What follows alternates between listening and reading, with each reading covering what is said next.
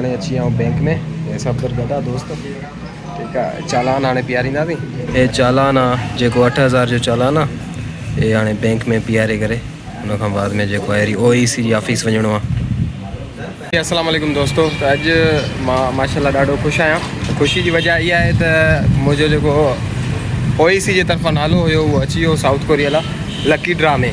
इहो त हुयो लक जी मतिलबु लक ताईं हुयो, लक हली वियो ऐं अमड़ जी दुआ हुई, नालो अची वियो।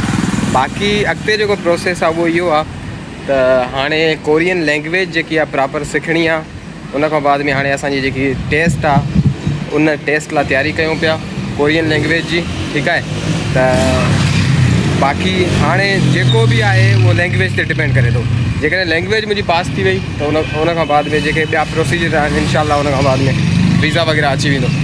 बहरहाल ऐं चालान जेको आहे 8000 जो हुयो HBL बैंक जो, पहिरियां 1000 जो हुयो। पहिरियां जेको मां पहिरें ब्लॉग में ॾेखारियो तव्हांखे, हाणे 8000 जो चालान हुयो जेको अॼु पे करे आयो आहियां। जेके दोस्त मूंखां पुछनि पिया, मां जेको वीडियो ठाहियो त पुछनि पिया दोस्त यार तव्हां पाण अप्लाई कयो आहे या न कयो आहे, त उन्हनि खे शायदि शक हुयो, डाउट हुयो त हिन दफ़े सिंध वारनि खे तमामु घणी अपॉर्चुनिटी हुई नाले अचण जी। मूंखां जेतिरो थी सघियो दोस्तनि खे मां गाइड कयो त यार अप्लाई कयो।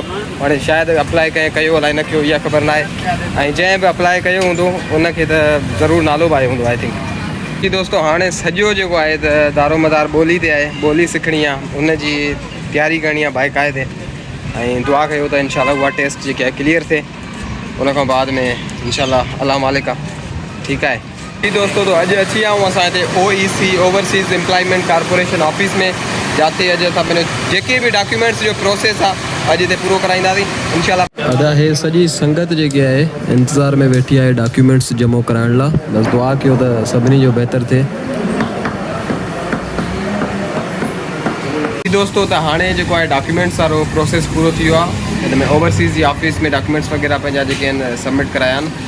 हाणे जेके आहिनि टेस्ट स्लिप जे लाइ असांखे टेस्ट स्लिप ॾींदा, या त वरी मैसेज ईंदो त असांजी डेट कहिड़ी डेट ते टेस्ट आहे कोरियन लैंग्वेज जी।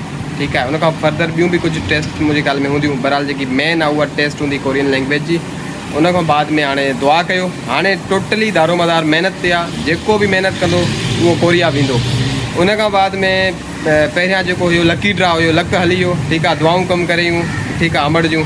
हाणे अॻिते जेको आहे त महिनत ऐं ठीकु आहे सख़्तु महिनत करणी आहे। ठीकु आहे, बाक़ी दुआऊं बि ज़रूरी आहिनि तव्हां सभिनी जूं। ठीकु आहे, इंशाल्लाह वधीक पोइ जेको आहे नेक्स्ट ब्लॉग में मिलंदासीं। अल्लाह हाफ़िज़।